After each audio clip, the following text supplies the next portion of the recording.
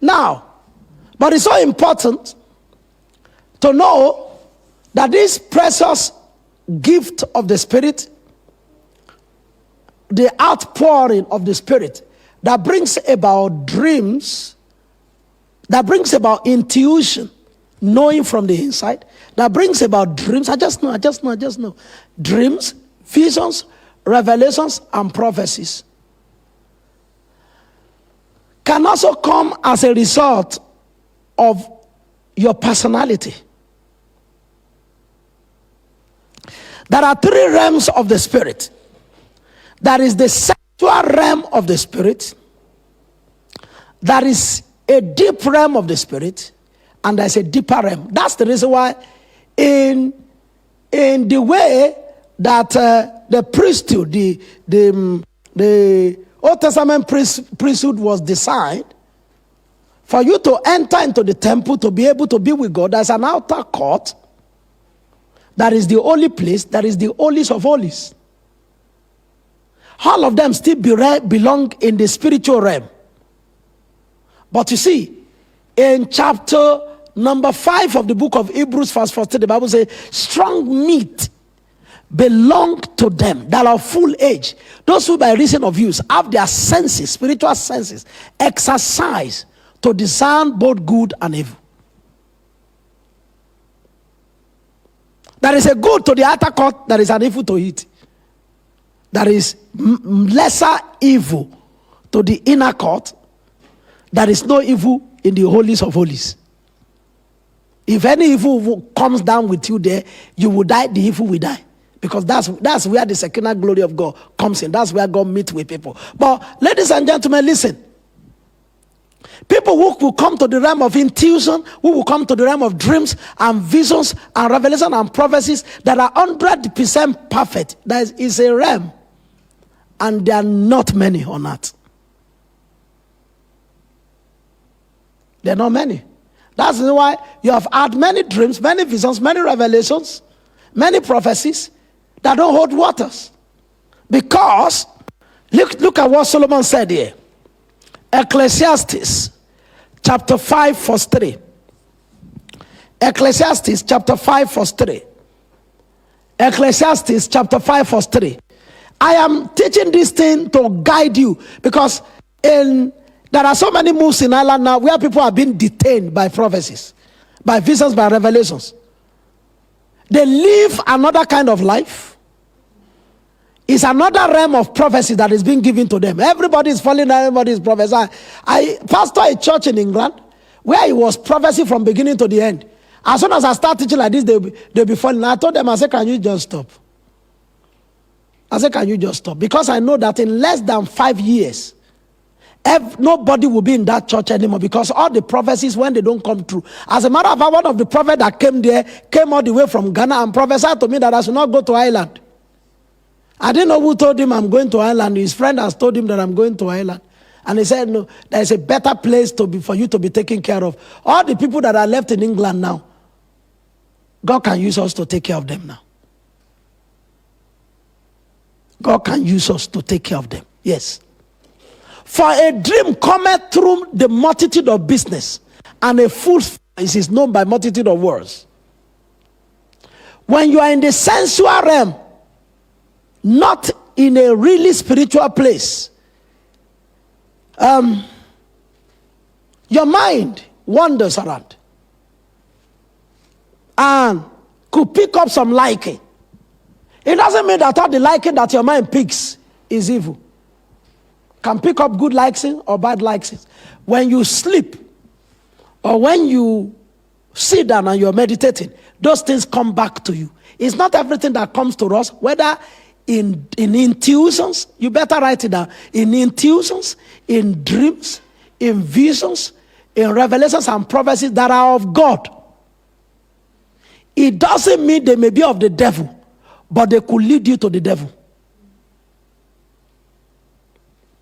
As you are seated here now, I've seen people who have seen 2 visions of the same person being married to 2 different people. As you are seated looking at me here, And because I'm a pastor, it doesn't perturb me. Because I grew up in the midst of that. I grew up settling fight in the midst of 3 brothers who are very spiritual brothers. And each one of them has a tangible prophecy that sister so and so was their wife. Even that time, it did not perturb me. The sister also was very spiritual and was very beautiful. If she was ugly, there would be no prophecy. I've never seen any people who have dream, visions, or revelation about ugly sisters. I don't see them. It will take 79 years, somebody will have one dream, and they will even run away from the dream. They say, God forbid. Check anywhere they are fighting over a sister and a beautiful sister. And prophecy can, dreams, visions, and revelation can pick beautiful sisters. You never see dreams picking anybody on the wheelchair, never. Never. So, sensual, your senses. You know, what human beings don't know is that they are spirit beings. You are spirit beings. And your spirit mingles both with your mind and your flesh. Your flesh can be very spiritual. Your mind can be very spiritual. And the spirituality of your mind or the spirituality of your body does not mean that it aligns with God. It only aligns with good. I will explain. That's why Romans, give me Romans chapter number 12. Romans chapter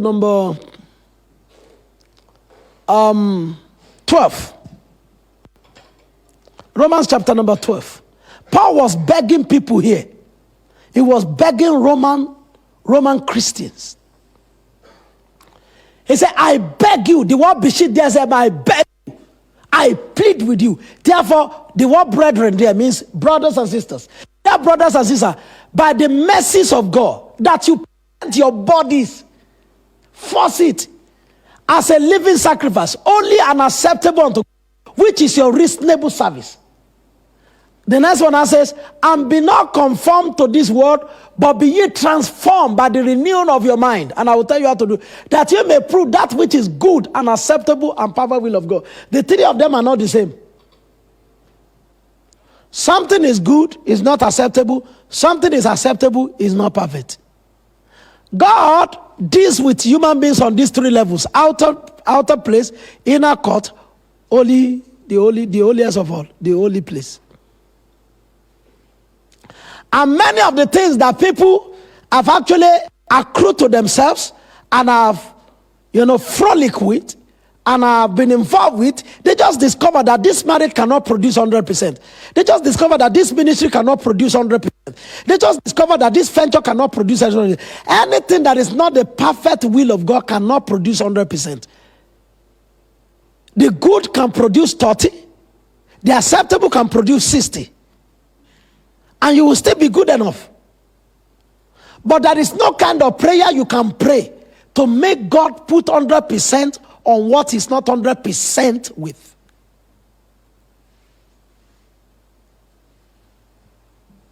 For instance, any man can wake up now. Welcome, Dennis. How are you? God bless. Any man can wake up now and sleep with his wife to have children.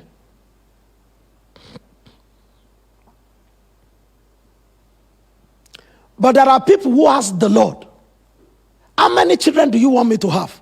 How many times do you want me to have time with my wife? There are people who ask. But there are people who multiply children. They just say children are from the Lord. Of course. Including the ones that will almost kill you before they change. And I say, you do not know how much battles I fought over these guys. If God were involved from the beginning, the battles would not be much. If you have always taken cognizance of God. That's why when you now see people write many books about how to hold your man. 69 laws of marital bliss. If you go to some people's houses, if you see how many books they have read about man, and yet this man is still not normal. How many books they have read about woman, and yet this woman is still not normal. And you're wondering why. Whatever the Lord does shall be forever. Nothing can be subtracted. Nothing can be added. That is the perfect. That is the acceptable. That is the good. But it takes the renewal of your mind to be able to know. Paul said, many things are expedient, but they are not lawful. In other words, many things I could have them, but legally in the spirit, they are not. No. I will not be that excellent.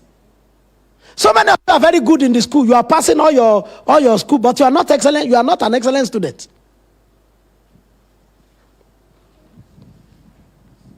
You got born again, it's not more than 3 months. And your heart has been wandering around, who will be my husband, who will be my wife? In no time. One day, I had a revelation, and I was troubling God. My first marriage, I had a first revelation, and it was a revelation from heaven.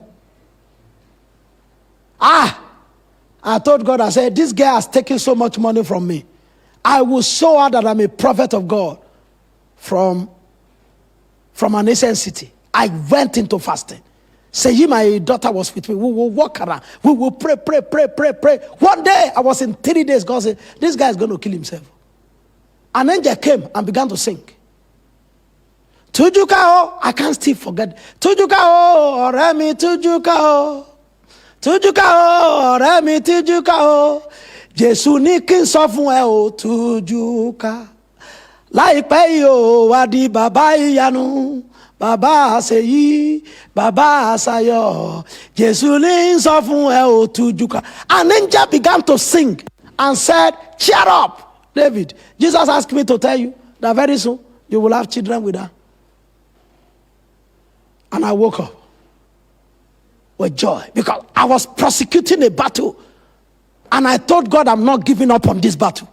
There are some battles you just tell God, over to you, God. See, there are a number of people in the Bible that their name means ask for. Number one, Ismail means ask for. Number two, what's the name? Samuel means answered from God. Answered from God. It didn't mean ask for. It means answered from God. Saul means ask for. You will pester God to a point, He will allow.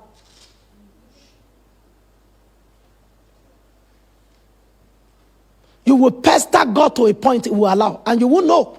See, the spirit realm is so vast. The spirit realm is so big that sometimes, if you don't have an instructor or somebody who is at your back saying, this thing that God told you is a trap. God told Moses at the time, He said, Moses, I want to wipe off these people and I want to create for you a new nation. That was a prophecy. It's like God coming to some of you, you don't have beard. So you go and destroy the little thing we are just enjoying small.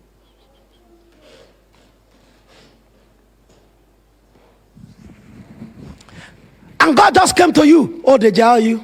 I don't like the way. Some people have had that revelation in this church. I don't like the way David preaches. He holds out some people. I want to give you a ministry. I know a particular person that is the prophecy they have. I won't say he or she.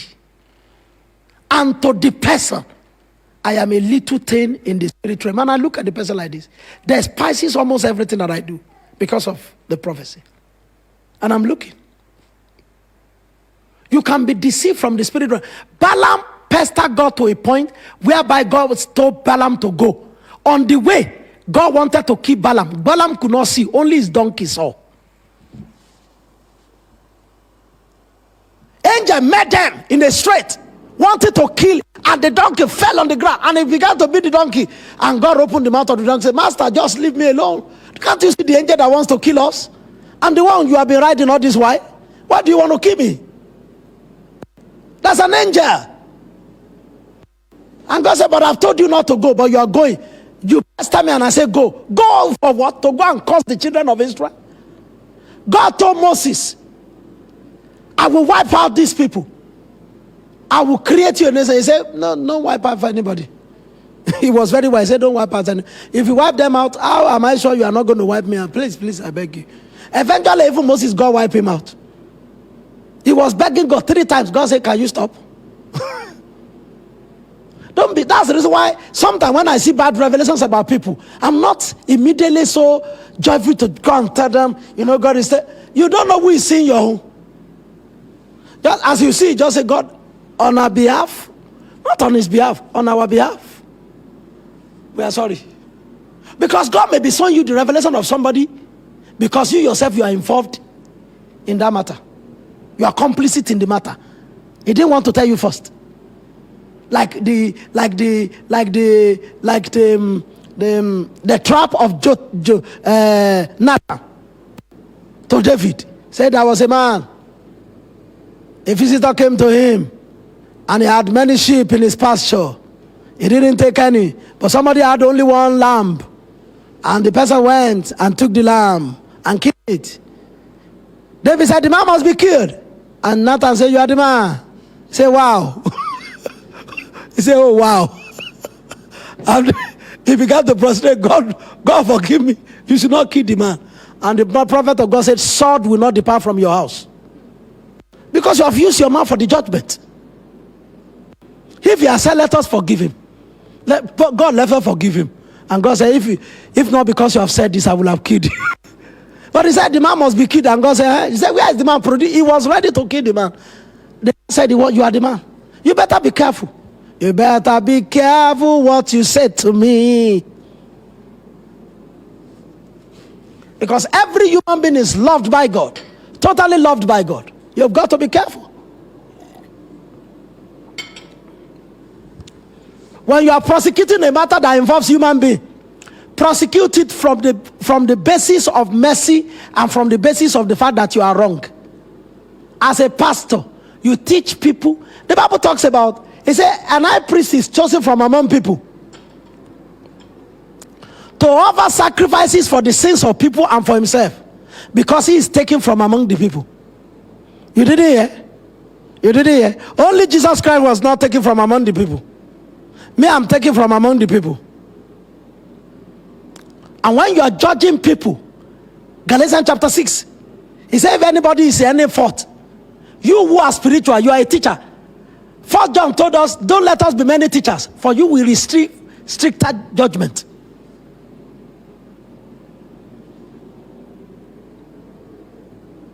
As I'm correcting my children, I say, oh, this is the same thing that God does about me. Sometimes he's also frustrated. So I've promised them twice now, since yesterday, that what I would do to you with the way you have done the trousers, as I'm going home, God said, what I will also do to you. I said, there's no need for, we forgive each other. We forgive them, you forgive us. So let us forgive.